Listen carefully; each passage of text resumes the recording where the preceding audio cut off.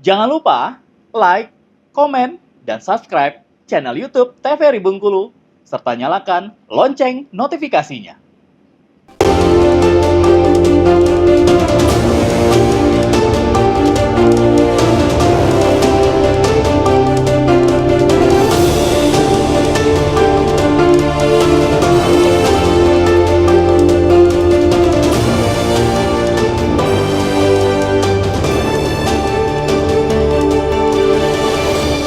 Oke, terima kasih pemirsa TVRI Bengkulu. Anda kembali menyaksikan Berendo. Nah, kita akan menyambung bahasan kita sebelumnya, terutama yang menarik bagi saya adalah tentang ongkos politik tadi. Ya. Kalau melihat memang ongkos politik ini menjadi barrier ya, menjadi tembok seseorang untuk berpartisipasi dalam politik, tapi terhalang oleh modal dan lain hal. Dan juga ini menjadi salah satu faktor orang menjadi korup ya, karena ia mencari modal, mencari uang.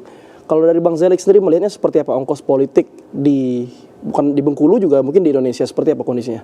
Ya, tentu kita udah menjadi rahasia umum, yang artinya secara nasional kita ketahui juga bahwa kos politik ini menjadi pembahasan yang tidak berkesudahan. Ya. Yang artinya beberapa pihak pun sudah berani terang-terangan menyampaikan bahwa kos politik di Indonesia itu sangatlah tinggi, mulai dari pemilu termasuk agenda terakhir kita kemarin pemilihan kepala daerah.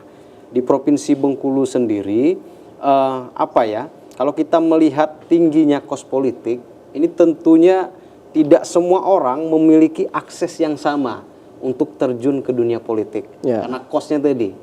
Nah, kos ini juga ketakutan kita bersama apabila seseorang maju katakanlah menjadi calon kepala daerah, dia akan mendapatkan atau mencari support pendanaan dari katakanlah pihak-pihak ketiga, katakanlah dari perusahaan-perusahaan, dari pihak-pihak yang tentunya ketika dia terpilih itu akan menjadi beban.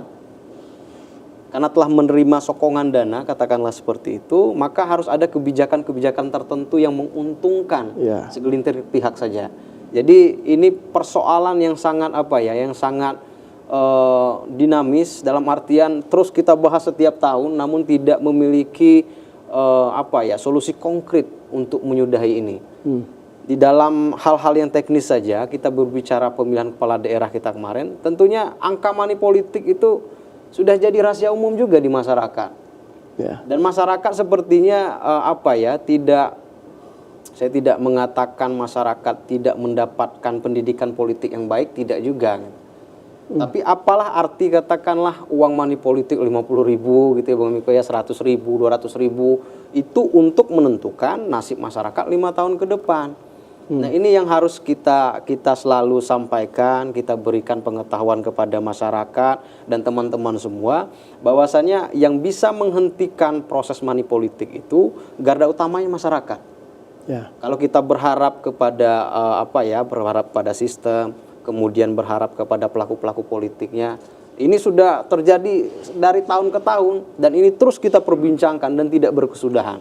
Dan yang menjadi solusi yang paling konkret, bagaimana masyarakat kita harus lebih cerdas, pendidikan politik harus berjalan di masyarakat, jangan sampai termakan, jangan sampai setiap pilkada hanya dijadikan ajang, siapa duitnya paling banyak.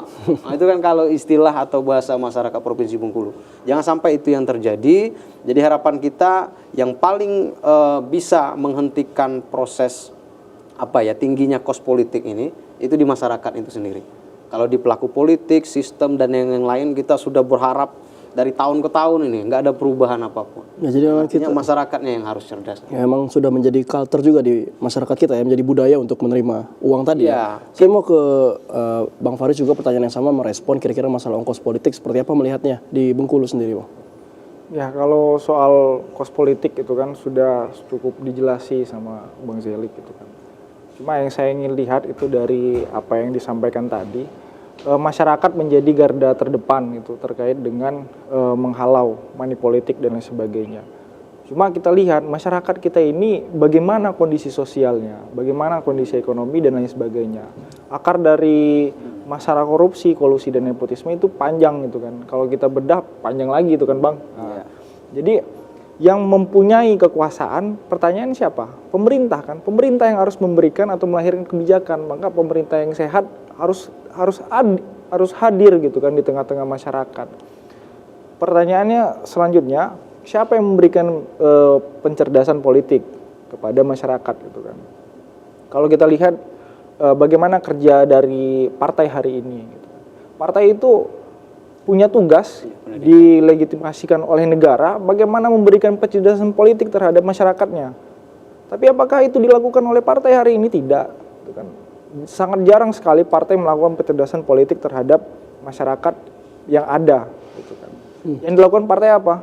Yang seperti yang disampaikan tadi, bagi-bagi uang dan lain sebagainya, gitu kan. Atau ada main belakang dan lain sebagainya, jual beli partai gitu kan. Untuk bagaimana melancarkan jalan tol gitu kan, calon kepala daerah menuju menjadi calon kepala daerah gitu kan harus ada ambang batas gitu, ambang batas parlemen untuk bagaimana sampai pada titik itu. Nah di situ jadi persoalan gitu kan, tugas partainya sendiri mereka tidak kerjakan gitu kan. Nah terus siapa yang memberikan pencerdasan terhadap masyarakat ini? Pencerdasan politiknya siapa yang memberikan? Gitu kan. Apakah mahasiswa? Ya tentu mahasiswa tetap selalu memberikan pencerdasan politik terhadap masyarakat. Tapi kita juga keterbatasan gitu kan. Ya. Keterbatasannya banyak gitu kan. Keterbatasan waktu dan lain sebagainya. Pendanaan dan lain sebagainya. Itu menjadi pertimbangan gitu kan. Nah sehingga yang dilakukan kawan-kawan pemuda ya kelompok-kelompok pemudanya aja dulu untuk coba bagaimana dicerdaskan gitu kan. Untuk sampai ke masyarakatnya kami susah gitu kan. Yang punya akses di situ partai. Kader-kader partai yang itu sudah jelas tugas dan tanggung jawab mereka untuk bagaimana memberikan penjelasan politik gitu. Ya. Nah. Jadi memang ini juga menjadi evaluasi bagi kita ya kalau kita melihat pelaksanaan politik di Bengkulu dan juga secara keseluruhan di Indonesia mengenai ongkos politik. Dan juga memang yang paling penting adalah satu, masyarakatnya juga memang harus sadar politik, dan kedua, para pemangku kepentingan ini, entah itu pemerintah ataupun seperti disampaikan Bang Faris tadi, partai politik memang bisa menggunakan fungsinya untuk memberikan pencerahan mengenai politik ya. Dan ini menarik, tentunya masih ada beberapa hal yang ingin kita bahas, tapi kita akan jeda pariwara terlebih dahulu. Jangan kemana-mana, tetap di Brendo TVRI Bengkulu.